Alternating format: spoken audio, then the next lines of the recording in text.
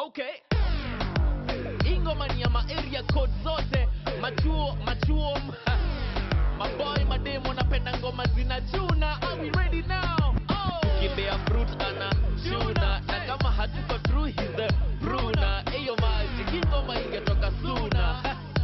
Kiza Joe vile hiyo track ina chuna. Hey, chuna. Okay, chuna. Unaongeza bass kama ina chuna.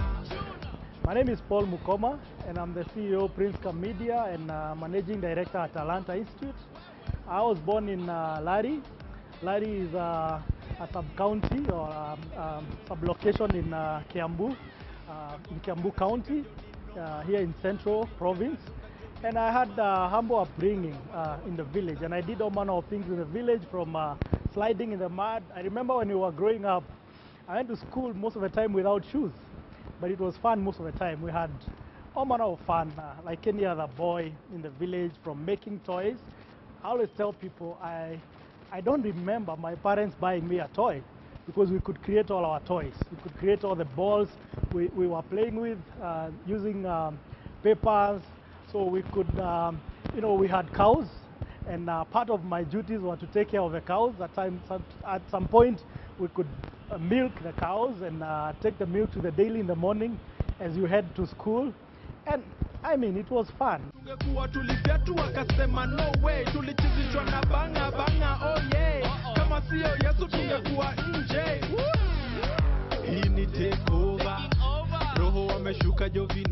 When I was growing up, I really loved music. My grandma used to tell me that I always used to sing as I was herding the cows. And at some point she could, peep through the fence and see me dancing and jumping while herding the cows. So I was very small. So I loved music, even when I was young. And I was a creative boy, because I could create toys not just for me, but also for my brother, my younger brother, for other, boys in the village. I was a creative guy. In school, I was average. I was a slow learner, but I was an average student. So after primary school, I went to high school, but at that point, I couldn't figure out what I wanted to be. Because of my skill in making toys, I thought I'll be an engineer. So at some point, I was confused, and I thought I'll become an engineer. But when I cleared high school, I didn't manage to get good grades to be able to pursue engineering. So I was very confused at that point. I didn't know what I would do. And at that point, my parents could not afford to take me through to university through the parallel system. So I went back to the village and I tried farming. It was very difficult. So I couldn't, make something out of it. And at some point we had a small pickup, and we converted it into a matatu. And I could use it to carry passengers from Limuru to Naivasha, trying to make the matatu business work. And it was very difficult because it was an old matatu. So at some point the matatu was grounded, and again now I was stranded on what to do. And the farming was not working. And at this point I really had to figure out what to do. Then I remembered when we cleared high school, me and my cousin, we were in the same school, we wanted to do some charcoal business, because my cousin had read a book by the late Jenga Karome, how he was able to move from charcoal into gold. So we had tried to, we wanted to start charcoal business, transport from the village and bring to the city, and maybe we would be able to turn our charcoal into gold like the late Jenga Karome. That did not work. Never met a God like you. But at this time I remembered my cousin. I thought of calling him and checking how he's doing, and he told me how he did a food and beverage course, and he got a job in a 5-star hotel. And I thought, wow, that's a good idea. Let me follow the footsteps of my cousin. So I went to the college where he had gone to, did food and beverage, got an internship at a restaurant, and I started my career in hospitality.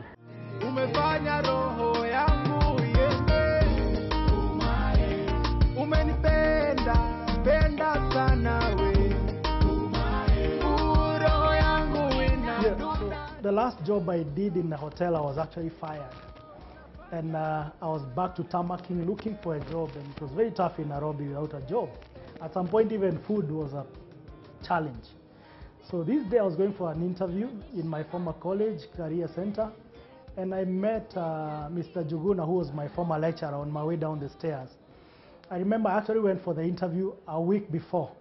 I'd really gone through challenges, so I even went a week before the interview. So I went there and told, no, the interview is next week, a day like today. So on my way down the stairs is when I met my mentor, Mr. Juguna. And we had a chit chat, and Juguna was like, what are you doing right now? And I told Juguna, I'm looking for a job, just hustling, looking for a job. Then he was like, why don't you come, we try photography for the time being. He was doing photography as a side hustle. And at that point, he needed an assistant. So we actually started that day. I didn't have many options, because although I had never dreamt of a job in media or career in media, we started that day because I didn't have many options. I joined him, became his assistant, delivering photos is done, invoices, receipts. That's how I started learning photography from Mr. Juguna. Then we learned how to do video. After some time, I also started volunteering in the church, and I was helping do a TV program.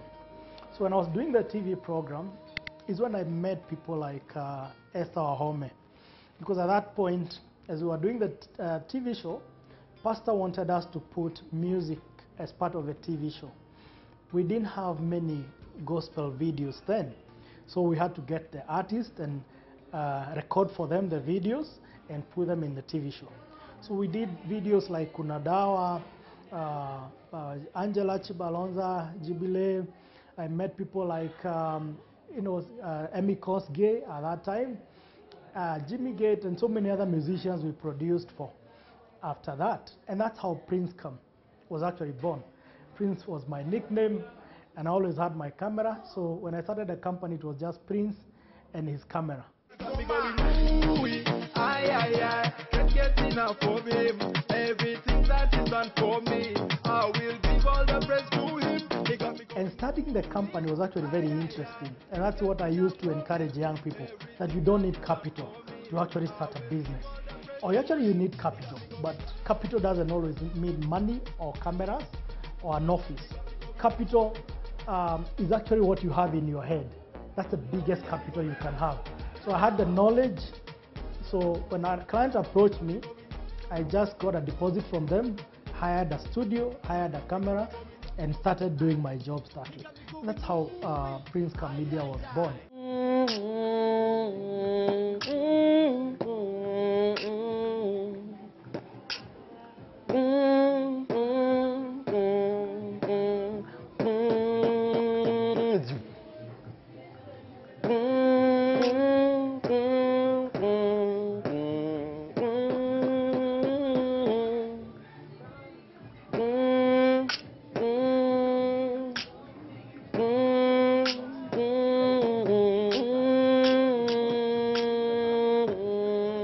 I started training, when I started a production house, Prince Media, I was getting interns. At that time, I could not afford even to employ someone and pay them.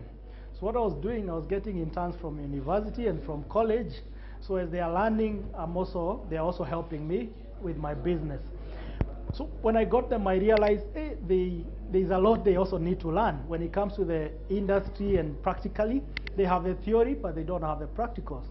So it made me think, what about me starting a school that focuses more on practical skills? Because I could realize, even with the theory, when they go to the industry, at times they cannot perform. They cannot deliver. You give them a camera, they cannot set up a camera, they cannot do a production. And that is what gave me an idea of starting a practical, hands-on school, where even as we learn theory, we equip our students with the practical skills, like you can see at the background and what the students are learning. That is what really provoked me and gave me that idea of starting Talanta Institute, where we just focus more on practical hands-on skills, that we get these students ready for the market. And then also how I learned production was through my mentor Juguna, and I saw how he trained me, And within a short time, I was able to start producing my work, and I could see my work on TV. So I also learned a new way of how you can train people and also teach them about entrepreneurship, how they can also start their own enterprises in a very easy way. So how I was taught really made me think of a new way of training that focuses on hands-on skills and not just teaching our students how to go and get a job. How about teaching them how they can also create their own ventures? Because when I was starting my company, I didn't have capital. I didn't have an office. All I had was knowledge, and a client approached me to produce a video for them. So I asked for a deposit, and that is what I used to hire a space. So I learned in a very simple way how even our young people can start their own enterprise with no financial capital, just with knowledge.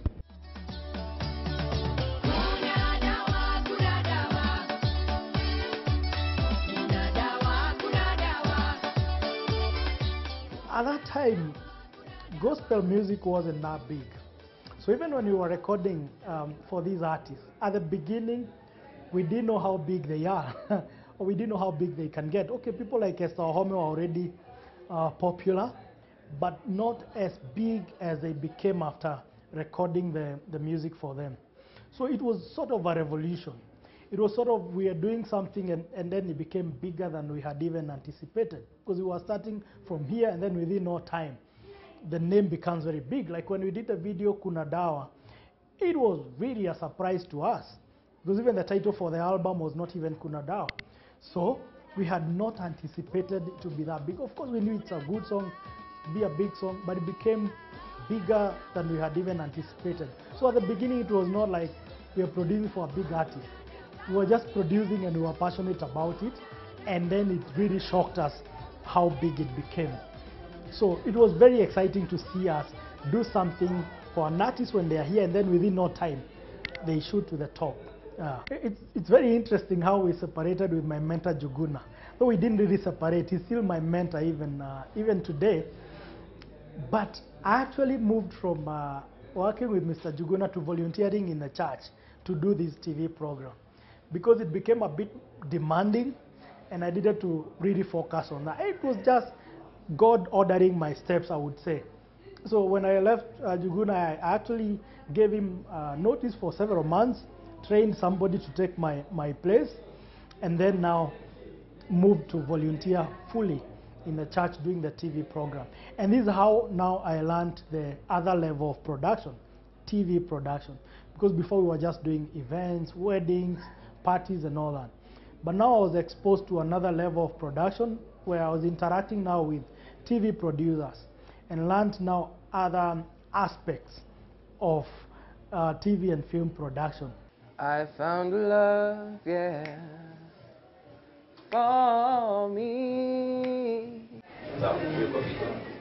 The biggest lesson for me in my journey is endless possibilities. That there are so many possibilities out there if you're daring to go out and reach out for the possibilities out there. That's the biggest lesson I've learned. And the other biggest lesson I've learned is you don't know everything. There is something out there you don't know. Keep learning, keep researching, keep looking out for what else you learn. Learn something new every day, because it's through, I didn't even know I can start a career in media. I had never even dreamt about it, but I was ready to explore and risk. So taking risk is also very important, and being daring. Which is our main camera? Huh? This one. And this, which is camera 1, 1, 2, and 3. Who's doing the live mixing? Huh? Who's directing? Kamenya, ametoka. Who's the assistant? Edu. Just know the basics.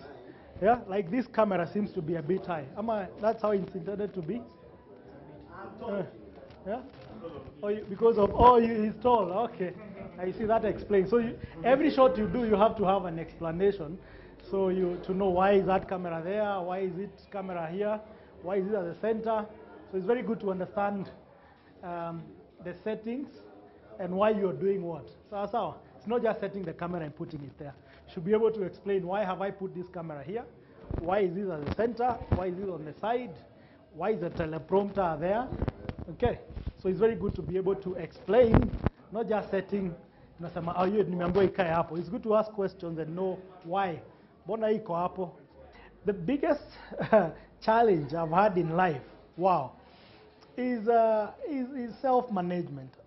The whole idea of management, from financial management to life management to business management, because management is very important to know how to manage your life, business, and all that. Because you've had my background. Grew up in the village, did matatu business, tried farming. So that was my background. Then did food and beverage. So I didn't really I didn't get any formal training in management and soft skills that we train our students. So that has been a challenge, because at some point we could grow very fast, and then again we start going down, because at times we were not able to manage growth. At some point I was not able to manage finances. At some point I was not able to manage the pitfalls and the challenges we faced along the way. So we had a roller coaster kind of a thing as we grew, because at times I didn't know how to manage even stress sometimes, even difficult clients sometimes. So it's a whole management thing and balance thing that has been my biggest challenge in my career growth. Oh.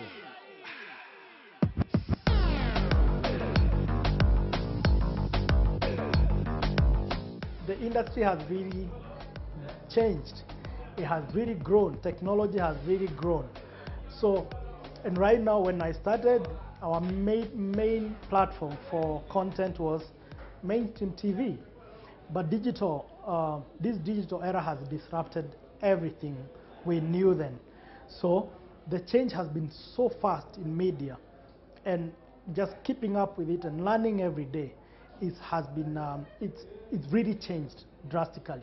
Right now, the platforms for putting content are so many. Technology has really changed. So almost everything we knew then has changed. Okay, some things have remained constant, but the technology has really disrupted so many of the things we were doing then. But digital, the whole digital revolution has been the biggest change in our industry.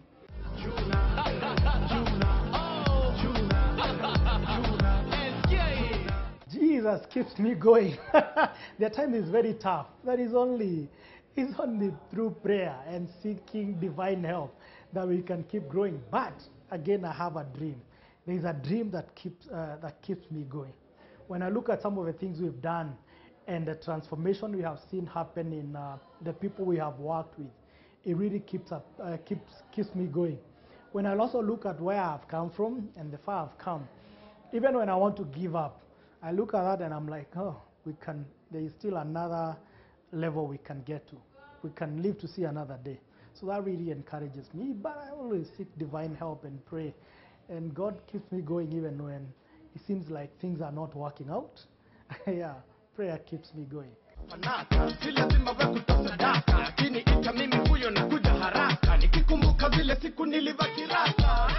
My advice for someone who wants to start business, and even someone who wants to be successful, because again, you can just start a business, and like 80% of businesses that start die within the first, I think, 2 years. So it's not just starting, it's starting and sustain. It's first, have a big dream for what you want to do, and have something that drives you more than money. Because if your business is just about making money, when you will not make money, you will give up. So you have to have a bigger drive than just starting a business to make money. So your business has to be, you have to start a business that you're passionate about, and that you have a bigger goal that is beyond making money. Then number two is also have a vision, have a mission for your business, have values that guide you. And then one of the things is diligence. If you don't work hard, As much as people say, you know, work hard, work smart, it's the same thing, because even working smart is still working hard, you know, thinking. So you need to be diligent in whatever you're doing. You need to be disciplined. Because again, if you start a business or any venture and you're not disciplined, it can't go so far. You can go up very fast and then go down. And then number 3 is also focus. Especially when you're starting, if you don't have focus on really this one thing you want to do, you're bound to fail. If you're starting so many things at the same time, you're bound to fail. So focusing on one thing at the beginning is so important. Then succeed in that one. Then you can now start diversifying and starting other things. So just like a tree, when it's starting, it starts as one. Then as it grows, it starts getting branches. So you really need to have very, very sharp focus as you start. So that would be my advice for someone who wants to start a business, and a successful business for that matter. I found love, yeah, for me. And darling, just dive right in and follow my lead. I found a girl, yeah, beautiful and sweet. I never knew you were the someone waiting for me, 'cause we were just kids when we fell in love.